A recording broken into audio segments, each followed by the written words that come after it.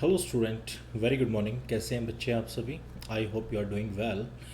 तो बच्चे, आज जो टॉपिक है हमारा पी ब्लॉक के अंदर इनर्ट पेयर इफेक्ट का आपका टॉपिक है, ठीक है। और इनर्ट पेयर इफेक्ट की बात करें तो इनर्ट पेयर इफेक्ट आपके पास काफ़ी इम्पोर्टेंट है सीबीएसई पॉइंट ऑफ व्यू से। और सीबीएसई ने किसी भी 12th board point of view से काफ़ी ज़्यादा इम्पोर्टेंट है और यहाँ से आपका सवाल डेफिनेटली पूछा जाता है, ठीक है। तो आज के टॉपिक को बड़े ध्यान से समझना, और फिर भी किसी बच्चे की कोई प्रॉब्लम रहती है तो कमेंट बॉक्स के अंदर आप अपना डाउट पूछ सकते हैं। और डाउट पूछने के लिए, जैसे मैंने आप लोगों को पहले भी बताया था कि टेलीग्राम के ऊपर ग्रुप बनाया हुआ है, और उसका जो डिस्क्रिप्शंस के अंदर लिंक गिवन है टेलीग्राम जो ग्रुप है क्लासेस के अकॉर्डिंग, तो आप उन ग्रुप्स को क्या कर सकते हैं, फॉलो कर सकते हैं, ताकि आपका कोई भी डाउट हो केमिस्ट्री से रिलेटेड तो आप अपना डाउट वहाँ पर पूछ सकते हैं, ठीक है। तो चलिए इनर्ट पेयर इफेक्ट को हम स्टार्ट करते हैं, बहुत ध्यान से इसको समझना, ओके। चलिए, तो सबसे पहले हम यहाँ पर पॉइंट डिस्कस करेंगे inert pair effect, okay. Inert pair effect, ठीक है। और जो क्वेश्चन यहाँ पर पूछा जाता है वो होता है आपके पास क्वेश्चंस कि why on moving down the group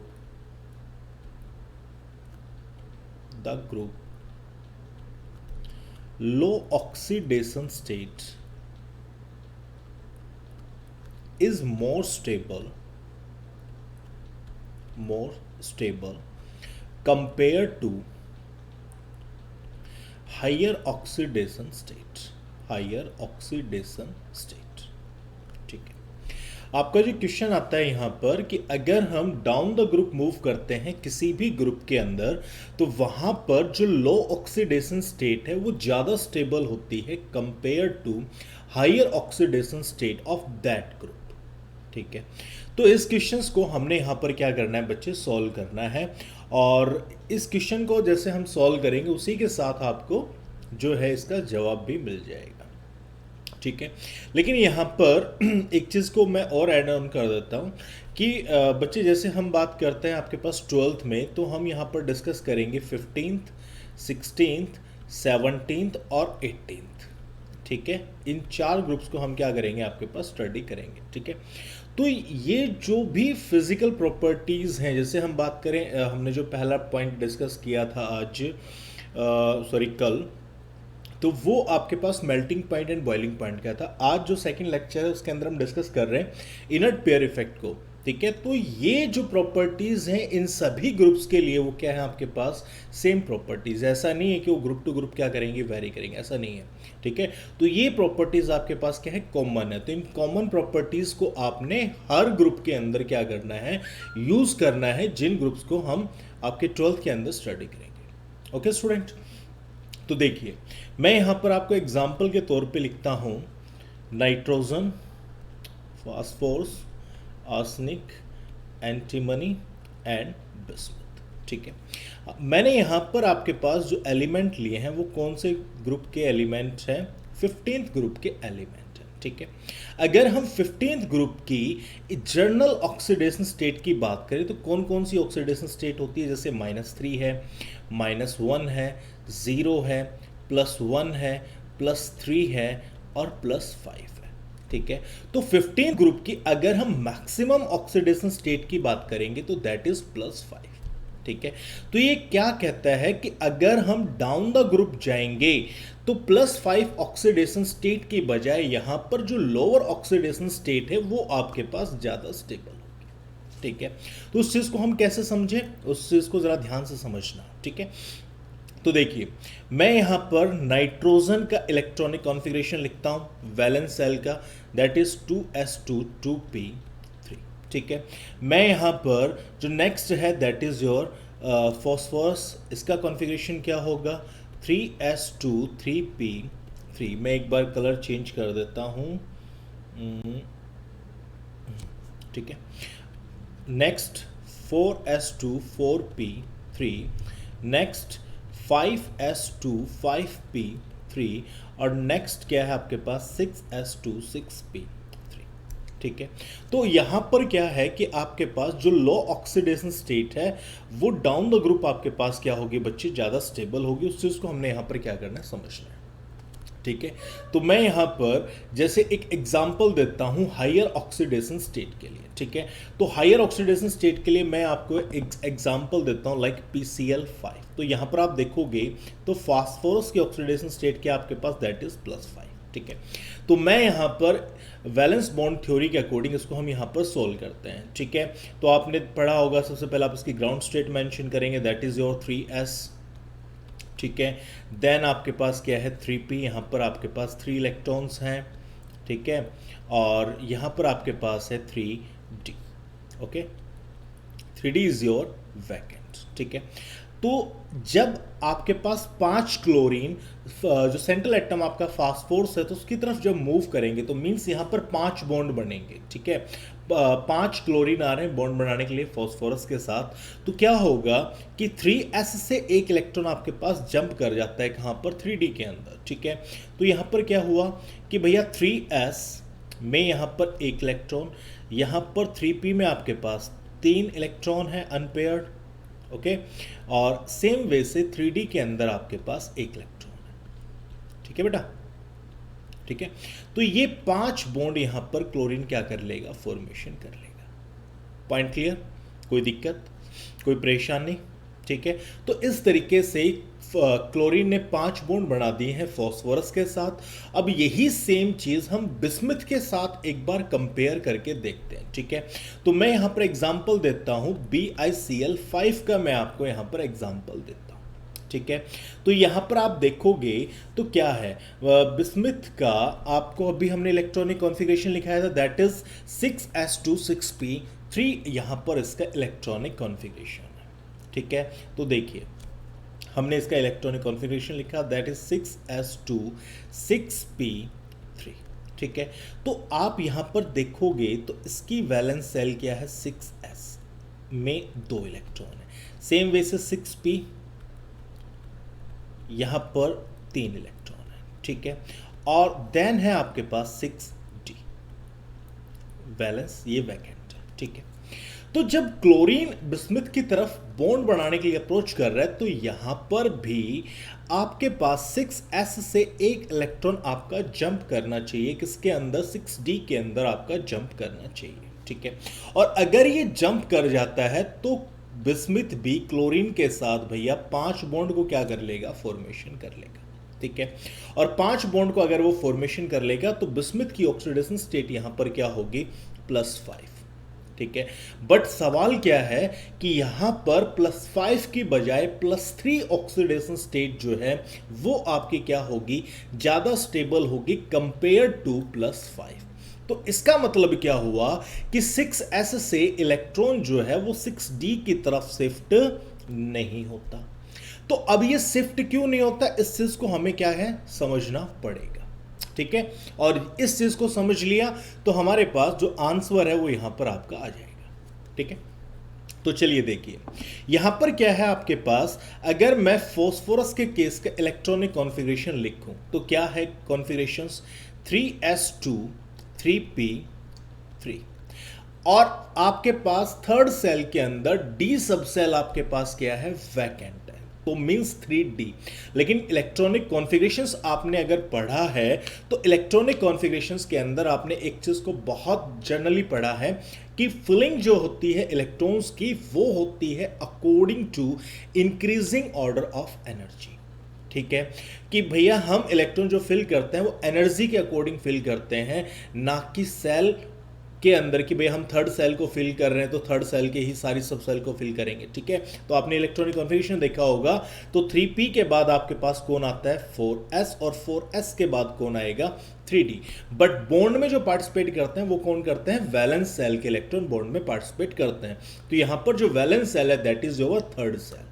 ठीक है, तो थर्ड सेल की ही इलेक्ट्रॉन्स क्या करेंगे, यहां पर बॉन्ड में पार्टिसिपेट करेंगे, बट जो एनर्जी लेवल के अकॉर्डिंग हमने यहां पर उसको क्या किया, रिप्रेजेंट करके दिखाया आपको। ठीक है, कि भैया जो 3d ऑर्बिटल्स की जो एनर्जी है उससे कम एनर्जी किसकी होती है आपके पास, 4s की आपके पास एनर्जी होती है। ठीक है, सेम वे से अगर मैं बिस्मिथ की बात करूं तो बिस्मिथ का आपने कॉन्फ़िगरेशन अभी लिखा है 6s2 एंड 6p3। ठीक है, लेकिन अगर आपने कभी इलेक्ट्रॉनिक कॉन्फ़िगरेशन पढ़ा हो तो आपने देखोगे क्या होगा, 6s2 देन आपके पास 4f14 देन 5d10, उसके बाद आपके पास आता है 6p3 और 6d यहां पर आपके पास आएगा। तो 6d से पहले यहां पर क्या होता है बच्चे, एक बार मैं उसको लिख देता हूं। यहां पर आपके पास आएगा 7s, देन आपके पास आएगा 5f।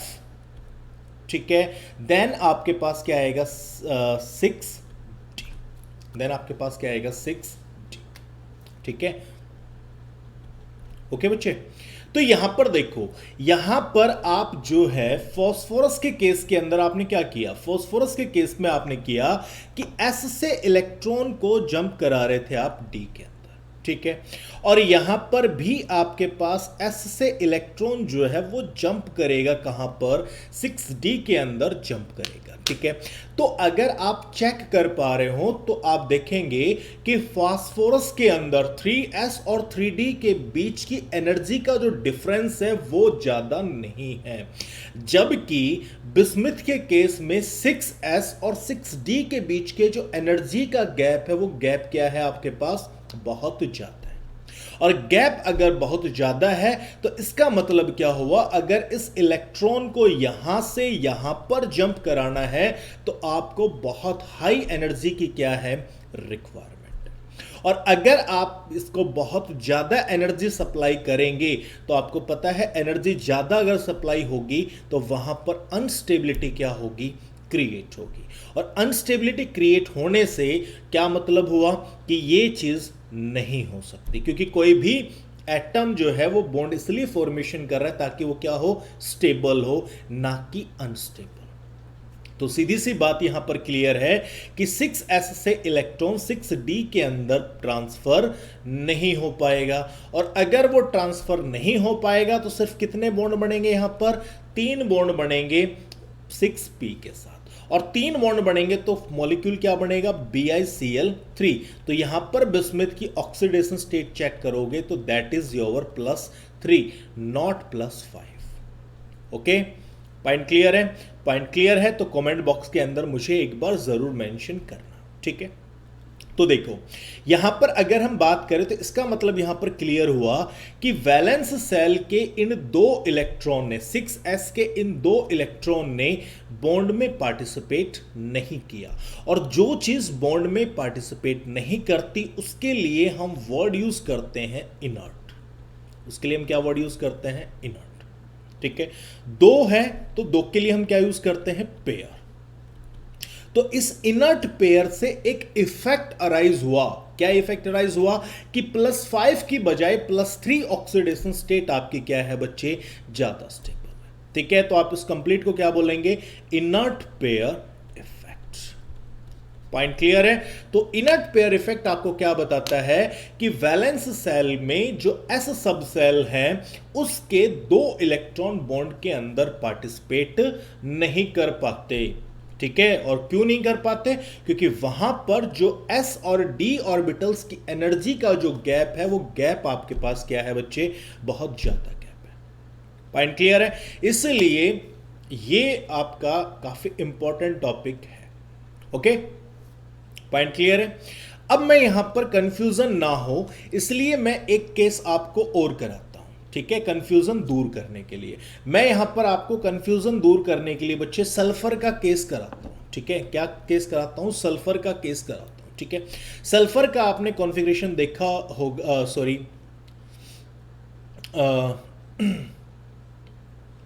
सल्फर का केस आपने देखा होगा, that is 3s2 3p4। Point clear है।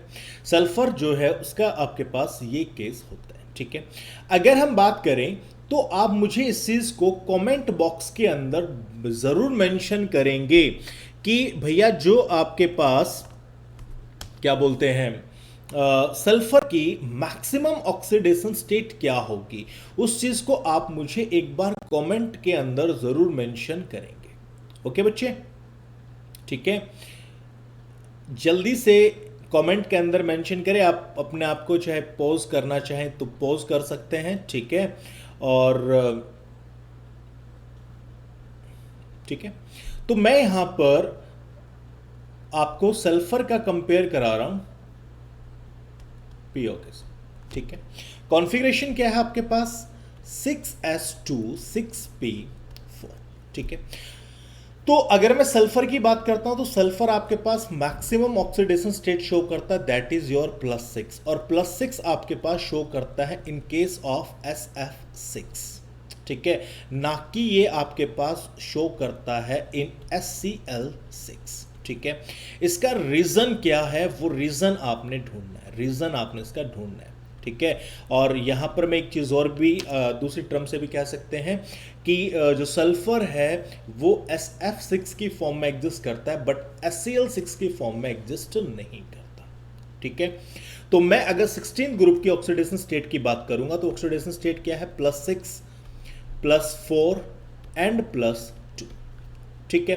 तो यहां पर मैक्सिमम ऑक्सीडेशन स्टेट है +6, तो इसका मतलब क्या हुआ कि पीओ जो है वो +6 आपके पास ऑक्सीडेशन स्टेट शो नहीं करेगा, वो आपके पास +4 या +2 में से किसी ऑक्सीडेशन स्टेट को क्या करेगा, शो करेगा, ठीक है।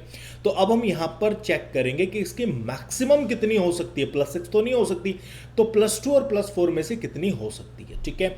तो भैया मैं यहां पर वही सिंपल सा तरीके से इसका कॉन्फ़िगरेशन लिखता हूं, 6s2 4f14 5d10, ठीक है जी, 6p6, देन आपके पास 7s, देन आपके पास यहां पर आएगा 5f, देन यहां पर आएगा आपके पास 6d, ठीक है। तो यहां पर क्या है, 6p4, 6p4। तो यहां पर देखो आप, यहां पर p में भैया आपके पास कितने इलेक्ट्रॉन है, 4 इलेक्ट्रॉन, p में कितने इलेक्ट्रॉन है, 4 इलेक्ट्रॉन, ठीक है। तो 4 इलेक्ट्रॉन में से यहां पर 2 अनपेड है, मींस 2 बॉन्ड तो ये इजीली फॉर्मेशन करेगा, और 2 बॉन्ड इजीली फॉर्मेशन करेगा, इसका मतलब इसकी ऑक्सीडेशन स्टेट क्या होगी, +2 होगी, ठीक है। +2 तो डन है, क्या +4 हो सकती है, उसकी बात करते हैं। तो देखो +4 के लिए, क्योंकि +6 क्यों नहीं हो सकती, क्योंकि 6s से इलेक्ट्रॉन 6d में तो आ नहीं सकता, ये तो पॉसिबल नहीं है, क्योंकि यही पॉइंट हमने लास्ट केस में क्या किया था, डिस्कस किया था, ठीक है। अब हम देखते हैं 6p से क्या 6d में आ सकता है, तो 6p से 6d में आ सकता है, क्योंकि ये एनर्जी डिफरेंस आपका क्या है, कम है, ये एनर्जी डिफरेंस आपके पास क्या है, कम है। तो अगर 6p से 6d में अगर इलेक्ट्रॉन चला जाएगा, मींस ये एक इलेक्ट्रॉन आपके पास d के अंदर अगर चला जाएगा, तो वहां पर आपके पास क्या होगा, एक अनपेड इलेक्ट्रॉन ये हो जाएगा, एक अनपेड इलेक्ट्रॉन ये होगा, तो टोटल कितने बॉन्ड बनाएंगे, ये 4 बॉन्ड बनाएंगे, और 4 बॉन्ड बनाएंगे तो इसकी ऑक्सीडेशन स्टेट क्या आ जाएगी आपके पास, +4 इसकी ऑक्सीडेशन स्टेट हो जाएगी। पॉइंट क्लियर है, यस और नो, कमेंट के अंदर मुझे एक बार मेंशन जरूर करना, ठीक है। अब ऑक्सीडेशन स्टेट का ही पार्ट चल रहा था, तो इसी के ऊपर मैं एक छोटी सी चीज और आपको करा देता हूं, ठीक है। आप लोगों ने जरूर नाम सुना होगा ऑक्सीडाइजिंग रिएजेंट, ठीक है जी। आपने नाम सुना होगा रिड्यूसिंग रिएजेंट, ये नाम आपने सुने होंगे, ठीक है जी। और कंपटीशन के अंदर भी यहां से सवाल पूछता है, इस पार्ट पे जो मैं अभी डिस्कस कर रहा हूं इसके ऊपर कंपटीशन में भी सवाल पूछता है, ठीक है। कई बार क्वेश्चन क्या होता है कि भैया 4 ऑप्शंस होंगे, उसमें से पूछेगा which one is behave as a better oxidising reagent, which one behave as a better reducing reagent, और इन 4 ऑप्शन में से कौन सा ऑप्शन ऐसा है जो ऑक्सीडाइजिंग रिएजेंट और रिड्यूसिंग रिएजेंट दोनों का काम करता है, ठीक है। तो जरा ध्यान से समझना इस पार्ट को। तो ऑक्सीडाइजिंग रिएजेंट जो है उसका मतलब होता है जो सेल्फ का क्या करे, रिडक्शन, जो सेल्फ का क्या करे, रिडक्शन, ठीक है। और दूसरे का क्या करे, ऑक्सीडेशन, अदर्स क्या करे, ऑक्सीडेशन, ठीक है। और अगर मैं बात करता हूं रिड्यूसिंग रिएजेंट, तो उसका मतलब होता है जो सेल्फ का करे आपके पास ऑक्सीडेशन, और अदर का क्या करे आपके पास रिडक्शन, ठीक है भैया। और अगर मैं बात करता हूं ऑक्सीडेशन की, बात करते हैं तो ऑक्सीडेशन का मतलब होता है, सिंपल सी बात करें तो लॉस ऑफ इलेक्ट्रॉन, और जो चीज इलेक्ट्रॉन का लॉस करेगी तो वहां पर जो ऑक्सीडेशन स्टेट है वो क्या करेगी, इंक्रीज करेगी। और रिडक्शंस का मतलब होता है गेन ऑफ इलेक्ट्रॉन, तो जिसका मतलब हुआ वहां पर ऑक्सीडेशन स्टेट क्या करेगी, आपके पास डिक्रीज करेगी। ठीक है, अब पॉइंट है, जैसे अगर मैं आपको एग्जाम्पल से समझाऊं, जैसे मैंने कहा कि कोई एलिमेंट है जो +5 में भी है, +3 में भी है, +1 में भी है। फॉर एग्जाम्पल ये ऑक्सीडेशन स्टेट है। ठीक है, हमने एग्जाम्पल दिया आपको कि जहां पर आपके पास +5, +3, +1 ऑक्सीडेशन स्टेट है। ठीक है, किसी सेम एलिमेंट के, पॉइंट क्लियर है। ठीक है, तो यहां पर जरा ध्यान से देखना कि हमने कहा जो ऑक्सीडेशन स्टेट को डिक्रीज करे, तो ऑक्सीडेशन स्टेट को डिक्रीज कौन करेगा इजीली, जिसकी ऑक्सीडेशन स्टेट क्या होगी, मैक्सिमम। तो आपके पास अगर जैसे मैं इन 3 ऑप्शन की बात करूं, तो जहां पर हायर ऑक्सीडेशन स्टेट है वो अपनी ऑक्सीडेशन स्टेट को इजीली क्या करेगा, डिक्रीज करेगा। जिसकी लोअर ऑक्सीडेशन स्टेट है उसके पास टेंडेंसी है अपनी ऑक्सीडेशन स्टेट को इंक्रीज करने की। ठीक है, तो जो आपके पास इजीली डिक्रीज कर सकता है दैट इज योर +5। तो +5 अपनी ऑक्सीडेशन स्टेट को क्या कर सकता है, डिक्रीज कर सकता है, क्योंकि इसके पास सिर्फ एक ही ऑप्शन है, क्योंकि +5 से आगे जा नहीं सकता। जैसे मैं बात करूं तो ये मैं ऑक्सीडेशन कौन से ग्रुप की कर रहा हूं, 15th ग्रुप की कर रहा हूं। फॉर एग्जांपल मैं 15th ग्रुप की बात कर रहा हूं, तो 15th ग्रुप के जो एलिमेंट है वो अपनी मैक्सिमम ऑक्सीडेशन स्टेट कितनी शो करते हैं, +5।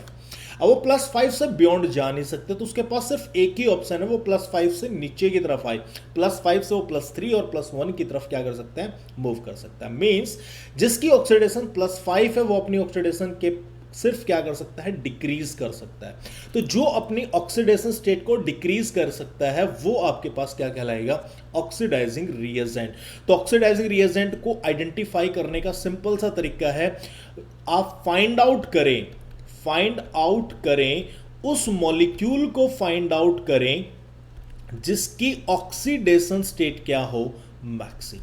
तो जिस मॉलिक्यूल की ऑक्सीडेशन स्टेट मैक्सिमम होगी वो आपके पास ऑक्सीडाइजिंग रिएजेंट का काम करेगा, और जिसकी ऑक्सीडेशन स्टेट मिनिमम है, जिसकी ऑक्सीडेशन स्टेट क्या है, मिनिमम है। मिनिमम मतलब जैसे +1 है, तो +1 से वो अपनी ऑक्सीडेशन स्टेट को किधर लेके जा सकता है, +3 की तरफ और +5 की तरफ। मींस वो अपनी ऑक्सीडेशन स्टेट को क्या कर सकता है, इंक्रीज कर सकता है। ठीक है, तो इंक्रीज वही करेगा जिसकी खुद की पहले से ही ऑक्सीडेशन स्टेट क्या है, मिनिमम है, और जिसकी मिनिमम है वही अपनी ऑक्सीडेशन स्टेट को क्या कर सकता है, इंक्रीज कर सकता है। तो वो आपके पास किसका काम करेगा, रिड्यूसिंग रिएजेंट का काम करेगा। ठीक है, अब कई बार सवाल आता है कि भैया oxidising as well as reducing, ये इन दोनों रिएजेंट का काम करे, तो दोनों रिएजेंट का काम कौन कर सकता है, दोनों रिएजेंट का काम वही कर सकता है जो अपनी ऑक्सीडेशन स्टेट को बढ़ा भी सके और अपनी ऑक्सीडेशन स्टेट को घटा भी सके। तो यहां पर आप देखोगे तो जो +3 है, +3 वाला जो ऑप्शन है वो +5 की तरफ भी जा सकता है और +1 की तरफ भी जा सकता है। ठीक है, तो मींस +3 से वो अपनी ऑक्सीडेशन स्टेट को इंक्रीज करके +5 की तरफ मूव कर सकता है, और +3 से वो +1 की तरफ मूव कर सकता है। मींस इसके पास दोनों तरीके की टेंडेंसी है। ठीक है, तो जहां पर इंटरमीडिएट ऑक्सीडेशन स्टेट है वो ऑक्सीडाइजिंग और रिड्यूसिंग दोनों ही तरह के कैरेक्टर को क्या करेगा, शो करेगा। पॉइंट क्लियर है बच्चे, यस और नो? मेरे को कमेंट में एक बार जरूर मेंशन करना कि ये टॉपिक आप लोगों का क्लियर है या इसमें किसी बच्चे का कोई प्रॉब्लम है। पॉइंट क्लियर है? तो चलिए, इतने पार्ट को अच्छे से समझना, फिर भी किसी बच्चे की कोई दिक्कत आती है कमेंट बॉक्स के अंदर जरूर अपने डाउट को मेंशन करना। ओके बच्चे, चलिए, और फिर से मैं कहना चाहूँगा कि डाउट्स के लिए आप टेलीग्राम ग्रुप को आप हमारे ज्वाइन कर सकते हैं। डिस्क्रिप्शंस के अंदर टेलीग्राम जो ग्रुप है उसका लिंक दिया हुआ है, आप अपनी क्लास के अकॉर्डिंग अपने ग्रुप को ज्वाइन कर सकते हैं। ओके, चलिए बच्चे, thank you very much, have a nice day.